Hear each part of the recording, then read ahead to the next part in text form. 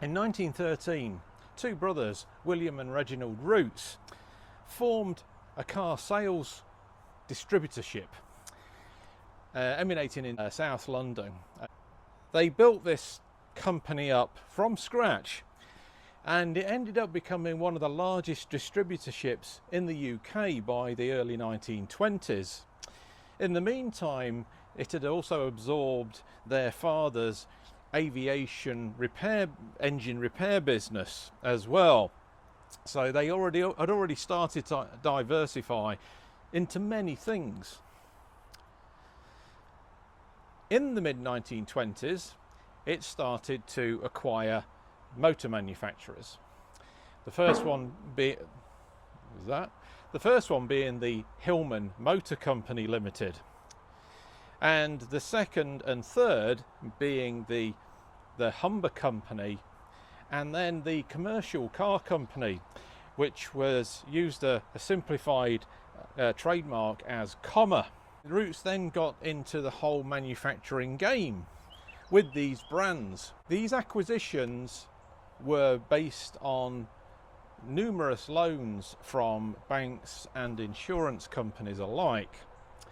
And that trend continued until World War II, when all motor manufacturers basically had to give up building cars to get involved in the aviation and arms industry. After World War II, Roots began to diversify again, and it had been very, very successful with its business decision making in financing these ventures.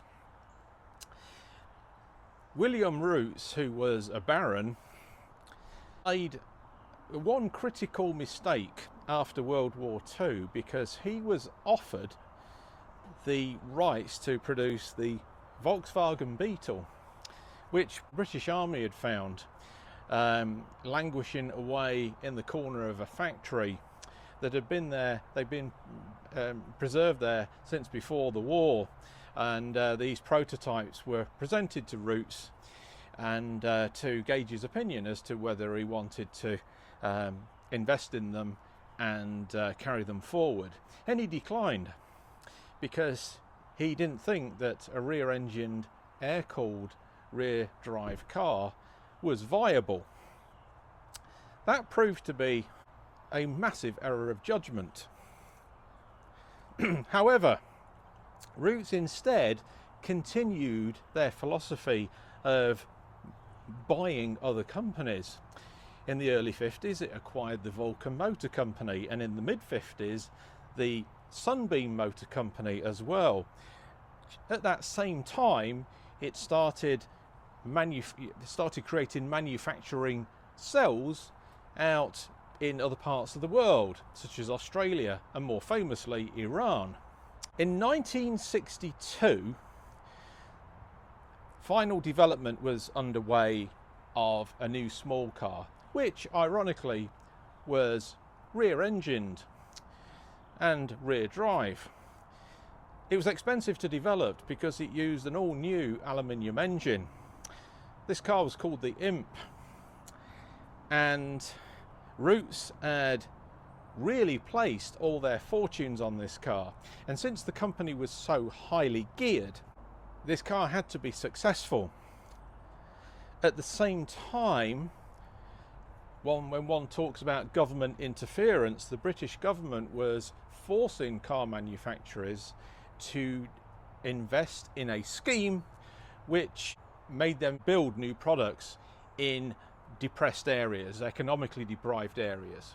Now, this government forced intervention of manufacturers, of course, was expensive, because Roots Group were required to build the Imp at Linwood in Scotland, just outside of Glasgow. The problem was for Roots that was the engine itself, because it was an aluminium cast engine. The castings were built in Ryton near Coventry. They had that to be then transported up to Linwood, and then the whole thing brought back to Ryton again. That's a 600-700 mile round trip, and that adds to the cost of the construction of the car. The other problem is that the workers at Linwood were not used to building cars, so the product quality was diminished as well. There was a general public apathy towards the car, and while it was fairly successful in the first couple of years, overall it did not achieve its long-term ambitions, and Rootes lost a lot of money. So much so that Chrysler stepped in 1964 and bought 30% of the company. Now, my original intention with this video was to include more detailed looks at the 1972 Plymouth Cricket and 1969 Sunbeam Alpine that you've just seen me standing in front of, and the latter of which you see me driving here. But I've decided to devote this video as an introduction to Rootes in general before I get onto those two cars. And I want to talk a little bit more about Rootes in North America in particular. So I'm adding this piece. Rootes entered the North American market in 1950. It was headed in two locations, one in New York City by Brian Rootes, who was William's son. He was actually the guy responsible for rebuilding the Rootes empire, both the company and physically, after the decimation of World War II. But also Tim Rootes, he was Reginald's son, and he was based in Los Angeles. Now, after a slow start, Rootes became really quite popular by the mid-50s with its Sunbeam and Hillman nameplates. The 1956 Audax was especially popular and proved quite a hit among small cars in the United States. The Hillman Minx version especially.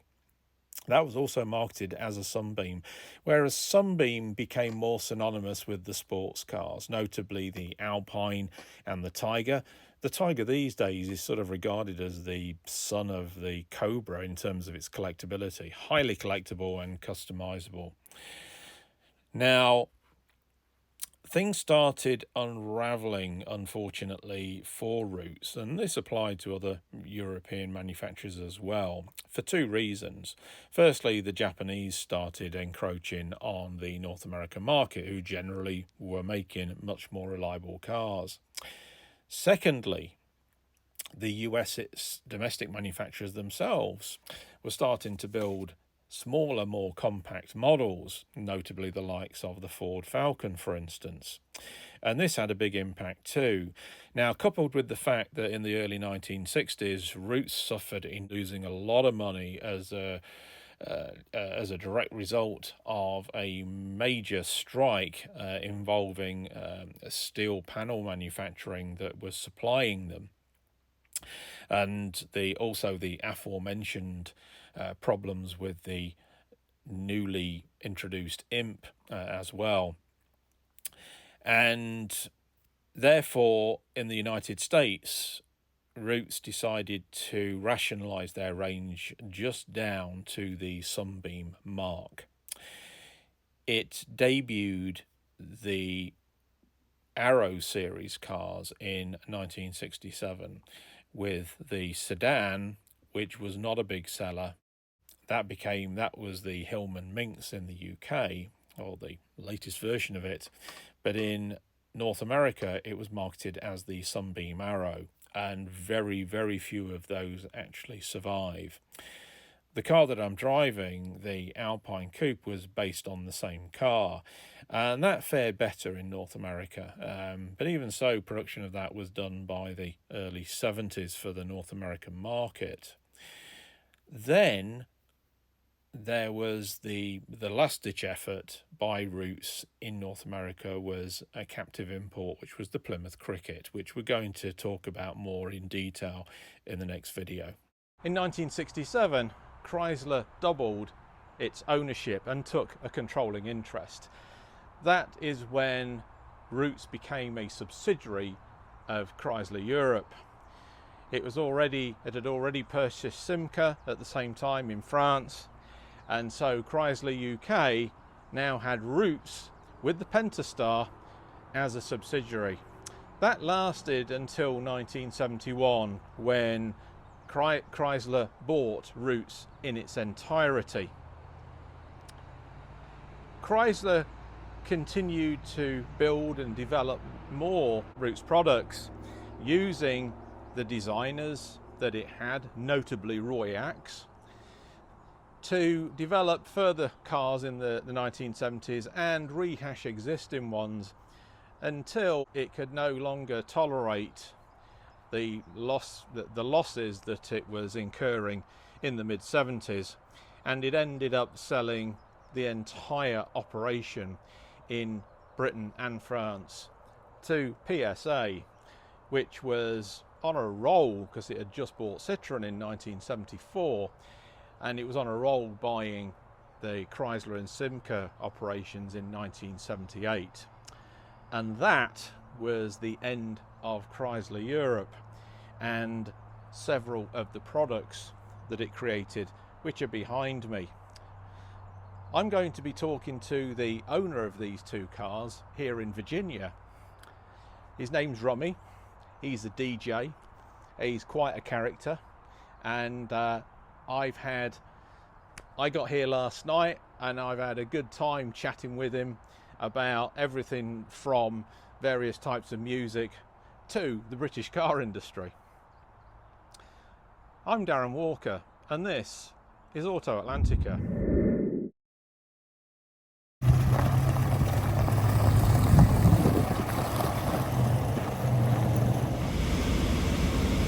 This Alpine is a conversation piece wherever it is, even at the set of traffic lights. Look, the guy in the Acura is talking to Rummy.